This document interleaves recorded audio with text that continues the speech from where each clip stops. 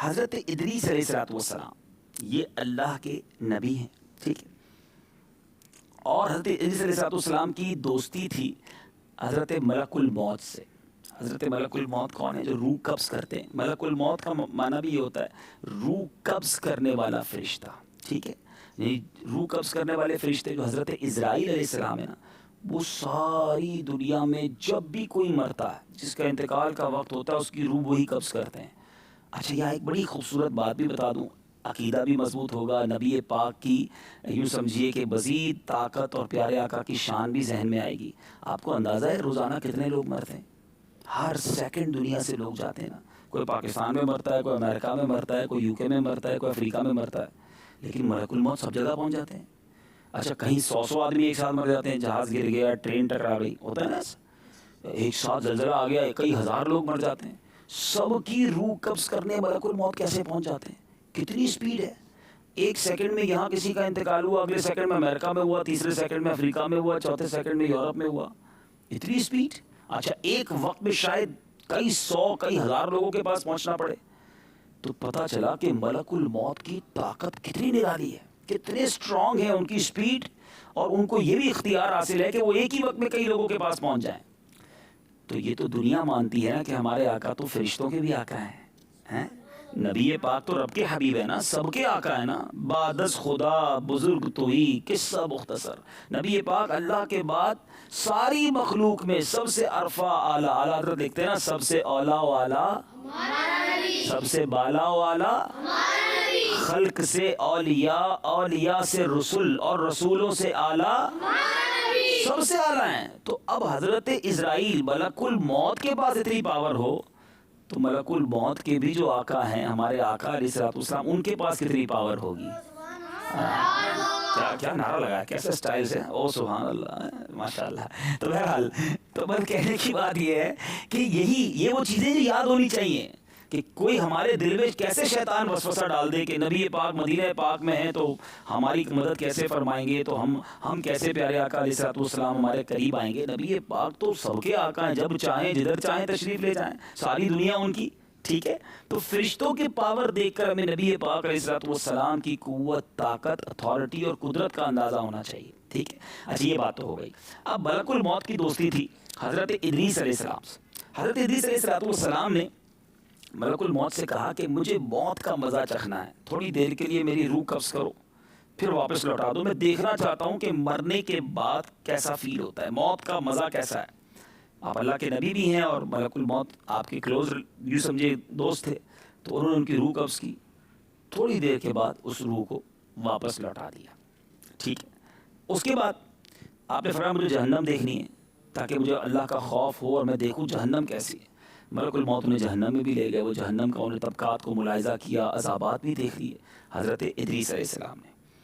پھر آپ جنت میں گئے، کہا مجھے جنت دیکھنی ہے، جنت کے دروازے پر گئے تو رضوان، جنت کے جو دوزخ کے دروازے پر داروغہ ہیں ان کا نام ہے، وہاں پر جو فرشتہ ہے مالک، کیا نام ہے؟ جہنم کے دروازے پر جو یوں سمجھیے جہنم کے دروازے کے جو ٹیک کیئر ہیں یا داروغہ ہیں، ان کا نام ہے حضرت مالک۔ کیا نام ہے؟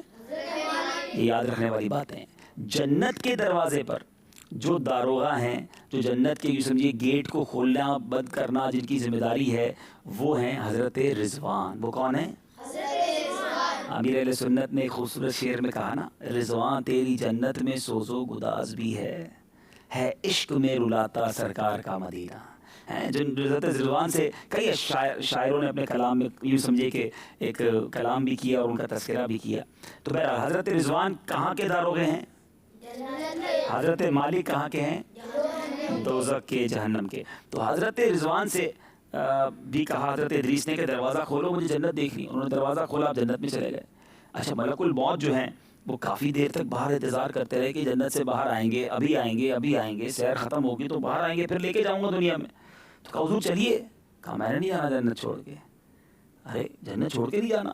تو آپ نے فرمایا میں نہیں جاؤں گا، کیونکہ اللہ تبارک و تعالیٰ نے ارشاد فرمایا ہے کل نفس ذائقۃ الموت، ہر نفس نے موت کا ذائقہ چکھنا ہے۔ تو میں نے موت کا ذائقہ چکھ لیا، تھوڑی دیر کے لیے تو موت آئی تھی نا، انہیں روح قبض کی گئی تھی، پھر لوٹا دی۔ کب پھر جنت میں داخل ہونے کے لیے اللہ نے دوسری شرط یہ لگائی، بھائی جنت میں جانے کے لیے دو چیزیں ہیں، ایک تو انسان دنیا سے جائے گا تو جنت میں جائے گا، پہلے موت آئے گی، پھر وہ جہنم سے گزرے گا۔ ہر شخص نے پل صراط سے گزرنا ہے۔ جو جہنمی ہوں گے، اللہ جن سے ناراض ہوگا، وہ تو کٹ کٹ کر جہنم میں گر جائیں گے۔ جو پل صراط پار کر جائیں گے، اللہ راضی ہوگا، ایمان کے ساتھ دنیا سے گئے ہوں گے، تو وہ جنت میں داخل ہو جائیں گے۔ تو حضرت ادریس فرماتے ہیں کہ مجھے تھوڑی دیر کے لیے موت بھی آئی، کیونکہ میں نے موت کا مزہ بھی چکھ لیا، پھر اللہ نے دوسری شرط لگائی ہے جہنم سے گزرنا ہوگا، تو میں جہنم سے بھی گزر کر آیا ہوں، جہنم کو بھی دیکھ کر آیا، اس کے معاملات دیکھے۔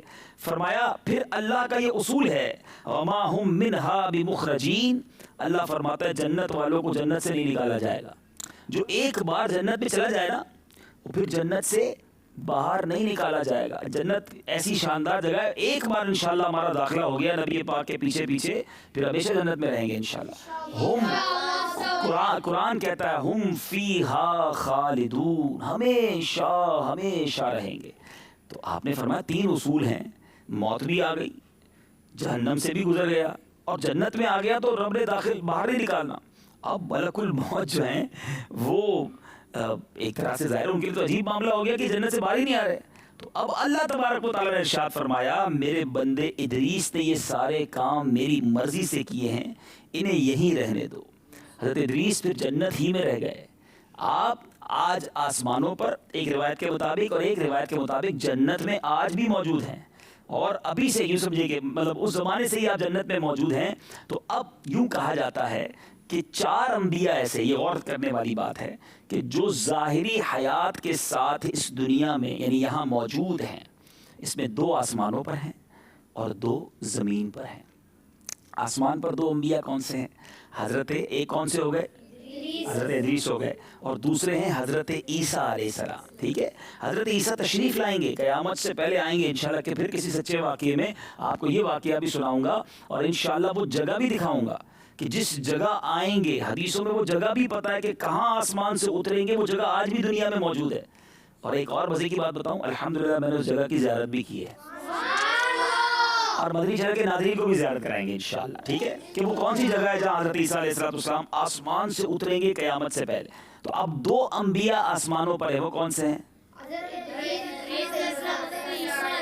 ویری گڈ، ماشاءاللہ۔ دو انبیاء جو زمین پر موجود ہیں، جی ہاں ظاہری طور پہ حیات کے ساتھ موجود ہیں، وہ ہیں حضرت خضر علیہ السلام اور حضرت الیاس علیہ السلام۔ ویری گڈ، ماشاءاللہ۔ اچھا، حضرت خضر اور حضرت الیاس سے ملاقات ہو سکتی ہے، ہاں، ایک جگہ ان کے ساتھ روزے رکھے جا سکتے ہیں، اور ایک جگہ ان کے ساتھ حج بھی کیا جا سکتا ہے۔ یہ کیسے؟ کہ کتابوں میں یہ لکھا کہ حضرت الیاس اور حضرت خضر ہر سال رمضان کے روزے بیت المقدس میں گزارتے ہیں، کہیے سبحان اللہ۔ اور ہر سال حج کرنے میدان عرفات میں حضرت خضر اور حضرت الیاس وہاں تشریف لاتے ہیں۔